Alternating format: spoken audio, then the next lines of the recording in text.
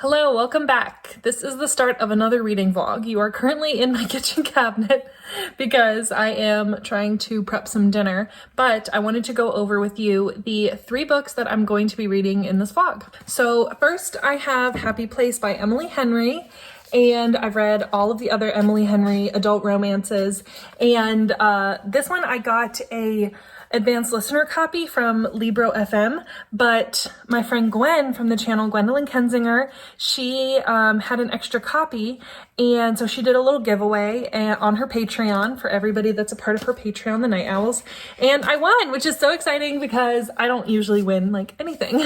But this, basically all I know about is that it's like a second chance romance. 2 people broke up, but they are going on vacation with their friend group, and their friend group doesn't know they broke up. So it's like maybe some fake dating as well. So not my favorite trope. The second chance romance trope is not my favorite, but I'm keeping an open mind because Emily can do no wrong. And then I have another goddess of romance, and that is Abby Jimenez, yours truly. I have the Book of the Month copy so that it matches with Part of Your World because I'm like that. And I don't actually know what this is about, but I know it follows that same like hospital from the first book, from Part of Your World. So I'm excited about that one. And then the last book that I'm going to read, well, I actually don't know what order I'm going to read these in. I know I'm going to start with Happy Place, but I don't know which order I'm going to read these other 2 in, but I have The Neighbor Favor by Kristen Forrest, and this I'm going to be buddy reading with my friend Jessie from the channel Reading with Jess. I've done a couple buddy reads with her, and they've always gone really well, so hopefully third time is just as good as the others. But this is about a woman who lives in New York City, and she kind of strikes up a friendship with her neighbor, but then also she is emailing this, I think it's a publisher from like a book publishing company. I'm not sure, something bookish, but she doesn't realize that the person she's emailing and her neighbor are the same person. So I'm really excited about these 3 new release romances. I think these have all 3 come out in the past like month or so. I think this one came out first, but these 2 just came out. And so I'm really excited. They're so fun and springy and bright in the colors. So like I said, I think I'm gonna start with Happy Place and listen to the audio, and I'll be back when I have something to report. You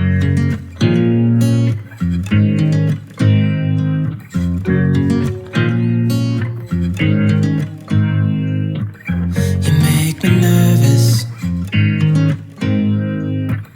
I think I might be hooked on you. All of the things you said to me, it seems like you like me too. We can take it slow, make sure we do this right. Canceled all my plans to be with you tonight. So just sit with me, talking to the night until the morning, building chemistry. I don't think I ever wanna go come closer next to me. Trying to find another way to say this, but I think we were meant to be.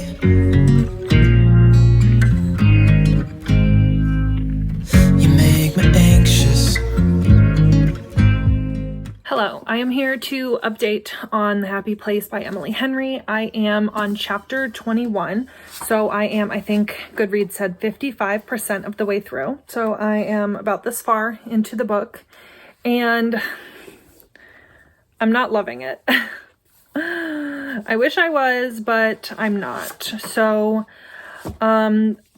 it took a long time for us to get all the backstory of Wynne and Harriet. And first of all, whenever they say Harry, whenever they call Harriet Harry, I always get confused on who they're talking about because I think they're 2 different people. I keep having to remind myself, oh no, Harry is Harriet. But basically you have this whole friend group, and they are taking like one last trip, and Harriet arrives, and her ex-fiance is there. And he had broken up with her, like, I think over like a text message or over the phone while they were long distance. He went to go help take care of his mom, who is sick. And they have never told anybody, even though it's been like a couple months. And so now they're trying to figure out how to tell people. And she wants to tell their friends that they're broken up and he doesn't. And I don't know. I think that's when I started not liking him. Like, just be honest with your friends. This never ends well. And so I don't know. I'm trying not to be spoilery, but I will put a spoiler thing now because all of that was in the synopsis. Everything I just said is nothing that wasn't in the synopsis. But the next part might be spoilery, so I'll put a little spoiler thing on the screen. I feel really badly for Harriet because I feel like Wynn is playing with her emotions. He's the one acting like they're still together. He's the one saying, let's not tell everybody. He's the one who broke off with her.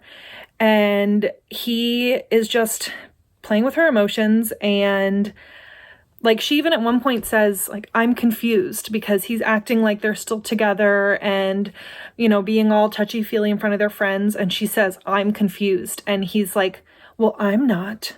Like, of course you're not, because you're controlling the narrative. It just feels a little gaslighty. It feels like playing house. And I don't know. This is part of why I don't like second chance romances. One second chance romance that I did enjoy was Something Wilder, I think is what it's called.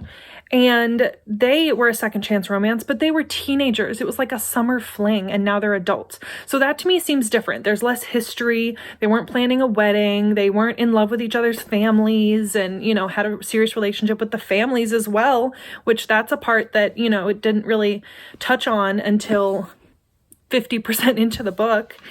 And it just feels like there's too much history for them to just pick up where they left off without Wynn giving Harriet an explanation. I feel like she's owed an explanation. So, I don't know. I'm not loving it. I'm kind of detesting Wynn right now. I also feel like there's some anxiety rep in here, and I feel like it's kind of being belittled to a certain extent. And as somebody that has struggled with anxiety and panic disorders for years, it just feels like they're brushing it under the rug or saying like, oh, just think about your happy place. You'll be fine. And like, that's not the reality for a lot of people with anxiety. So I don't know. I'm not feeling this one at all. But I'll be back when I finish it and maybe it'll look up from here. All right. So I have finished Happy Place by Emily Henry, and I feel like I'm not going to say too much about it because I know this book is very well loved by a lot of people. It just really didn't work for me. Honestly, it's like really disappointing that it didn't work for me, but it just really didn't. And it honestly made me sad. It made me disappointed. I'm not really sure what Emily Henry was trying to accomplish with this book. I felt like Harriet spent the entire book being a scapegoat for everybody else, and everybody just kind of let her do it. And then I felt like Wynn never took any responsibility for anything. It was all based on lack of communication, and it was all based on assuming the thoughts of another. If you truly love someone, you would not pretend like your issues weren't there and just carry on as normal if you truly cared about them and their sense of well-being, because that doesn't give anybody a sense of well-being. I felt like the characters were emotionally immature, just immature in general, and yeah, I'm just super disappointed. And honestly, that's all I'm gonna say about it because I just want to be done with it and move on to something else. And I feel bad because I know a lot of people really connected with this book and really enjoyed it. I think we're gonna try Set on You next, and I really hope it's better. I really hope this isn't a disaster of a vlog, because I did attempt to read the first part of Set on You and I was really not enjoying it, but I think I wasn't in a good headspace. I am thinking that maybe if I start over, maybe I will have a different opinion. I'm not sure why I'm doing this to myself. This may not be the best idea, but yeah. So let's try Set on You and see if that does a better job for me than this book. I think I might be stuck on you. I love the things you did for me. Okay, so I am about 250 pages through Set on You, so I just have a little bit left.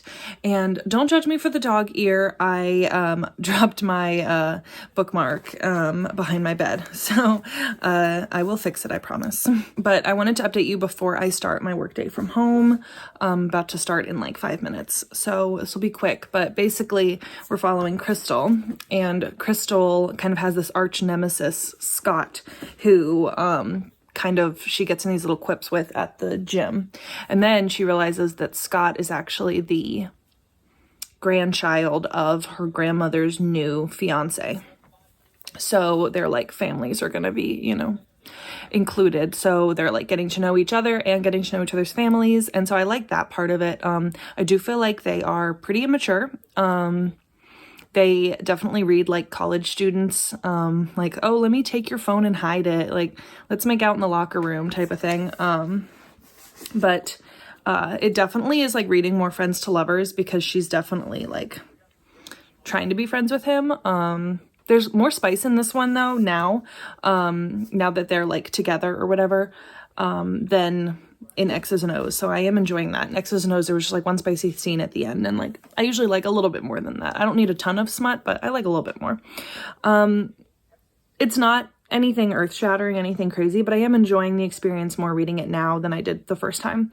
But right now it's reading like a 3-star, so we'll see kind of what happens at the end. I don't know, I just feel like Crystal's a little bit judgy. For somebody who is like really trying to share body positivity and living a healthy lifestyle, and that you know, that can be separate from your weight and things like that, she kind of judges him a lot, and his body and things like that. So I don't know. I hope that she has some more character development by the end of this. That is all I have to update. The next time you see me will probably be when I finish Set on You. For me, it seems that you're dropping clues. There's no need to rush, so let's just take our time. Dropping everything, 'cause you're stuck on my mind. My mind. So just sit with me, talking to the night until the morning, building chemistry. I don't think I ever wanna go, come closer next. Okay, hi, hello. I am back from the beach, and I wanted to update you on my reading. So I finished Set on You by Amy Leah before I left for the beach. I finished it on the drive to the airport, actually, and I just didn't get a chance to update this because honestly, we were in a 3-bedroom condo with 6 total adults and a baby, and then for a while we had a total of 14 people between 2 condos at the beach, so not a whole lot of private time to like update vlogs and things like that. But so I did finish Set on You, and I enjoyed it. I felt like it was pretty surface level. I did feel like there was character development, so some of the issues that I had with the book did get resolved. And there was a good level of spice, but overall it just felt very surface level, and I felt like I just wanted more. But that's also how I felt about X's and O's. But I do like Amy Leah's writing style. I feel like her books are easy to consume, they're easy to understand, and so I do plan on carrying on with this series of characters if she writes another book. So that's my opinion on that one. But I kind of knew early on that that wasn't going to be a favorite. And then I read The Neighbor Favor by Christina Forrest while I was at the beach, and I don't have it right now because it's currently at my boyfriend's house, but I really enjoyed this one. This book is about a woman who works in publishing. She works in adult publishing, but she's always wanted to work in like children's publishing, YA, middle grade, like that kind of area. And one of her favorite books is a YA fantasy standalone. And it didn't do very well. It wasn't very popular, but she loved it. And she finds this website for this author, and she ends up emailing him, and he responds, and they end up emailing back and forth for months. And so like a good chunk of the book is just these emails, and basically he ghosts her and says, "I'm not who you think I am," and then blocks her. So she thinks that she's catfished. And so she's trying to carry on with her life, and then she meets this neighbor, and she's kind of in this like fake dating situation with the neighbor. And then she meets this neighbor, and he's kind of a womanizer, and she kind of enlists him to help her find a date to her sister's wedding. And I'm sure you know where it goes from there. It was good. I kind of wished that the two storylines kind of overlapped. I kind of wish that she was interacting with the neighbor while she was emailing the author, but I know that that would have kind of changed a lot of aspects of the story. It just felt like two completely separate stories. I gave this one 4 stars. I really did enjoy it. I liked the writing style. It kept me guessing. I really liked the characters. I love books about people that work in books and work in publishing. I liked the New York vibes. I liked that there was a lot of stuff about travel. However, the two storylines felt very disconnected. I felt like there was a disconnect from the first half of the book to the second half. And I felt like the third act kind of conflict wasn't really enough to make me like really feel for the characters. And then along with that, I felt like there was too much time passing and too much miscommunication. Like, as soon as he realized that she was the person that he was emailing, he really should have told her. And I understand why he didn't, but there was so many opportunities. And so I feel like maybe that went on a little bit too long. But if you like pen pal type stories, if you like things that have like emails and mixed media, if you liked The Devil Wears Prada, that would be a good like movie tie-in to recommend along with this book, because she works for kind of a dragon lady in publishing and she's an assistant. So it very much gave me The Devil Wears Prada vibes. So overall, I really enjoyed it. It just isn't going to be an all-time favorite, but I did land on a 4-star for that one. So things are looking up with this vlog. We had a 2-star and then a 3-star and then a 4-star. And I am happy to say that I have started Yours Truly and I am really enjoying it. So Yours Truly is following Brianna, who is one of the characters from This Follows Part of Your World. I've read now, after I read this, I will have read all of Abby Jimenez adult romance books. And so Brianna is a doctor and she meets this other doctor who starts working at her hospital. And this other doctor, Jacob, has anxiety, so it's a great anxiety rep. The way Abby Jimenez describes his anxiety and his panic attacks and his ruminating cyclical thoughts at night is so spot on. I often don't feel seen in books. I have at times crippling anxiety and panic disorder. I've also been diagnosed with OCD related to cyclical thoughts. And so I have struggled for years. Spent a lot of years in therapy, spent a lot of years on medication. And it's a constant daily struggle. It's not just like, oh, I'm anxious about this thing. It's I'm anxious about everything, or it's I'm anxious and I don't even know why.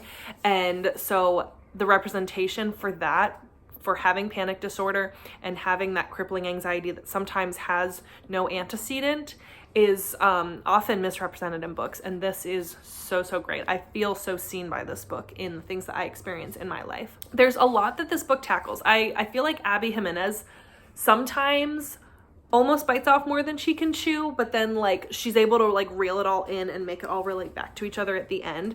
But there's like so many things happening right now. Like Brianna was divorced and they're in this fake dating situation, and his ex is marrying his brother, and her brother needs a kidney, and there's just so many things that it's almost like whiplash. And so I hope that she's not trying to have too many things going on here, that they're not able to be all brought together and everything isn't going to be able to come to fruition. So that's my update. I've been co-reading this, so I'm probably going to finish listening to it while I do some chores, and I will come back when I have my final update. Me trying to find another way to say this, but I think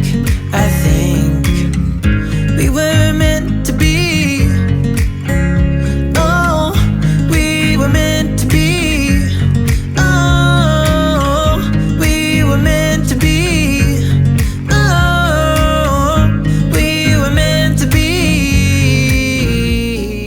Hello, It is the next day and I have finished yours truly. I look a little disheveled because I just got back from dance rehearsal for 4 hours, so apologize for all of this. It's a very hot day out.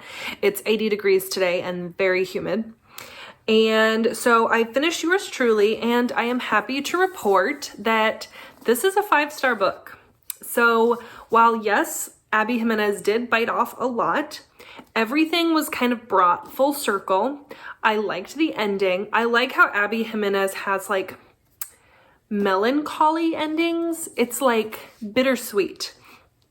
Technically they are happy endings, but it's not like everybody, you know, everything's sunshine and rainbows and they live happily ever after and they never have any issues again. It's not like that. It's still reality. It's still, okay, this is still, you know, real life. And the happy endings in real life aren't exactly what we think they're going to be, but it's okay because life is beautifully flawed. So I really enjoyed this. I really like all of the hard-hitting topics.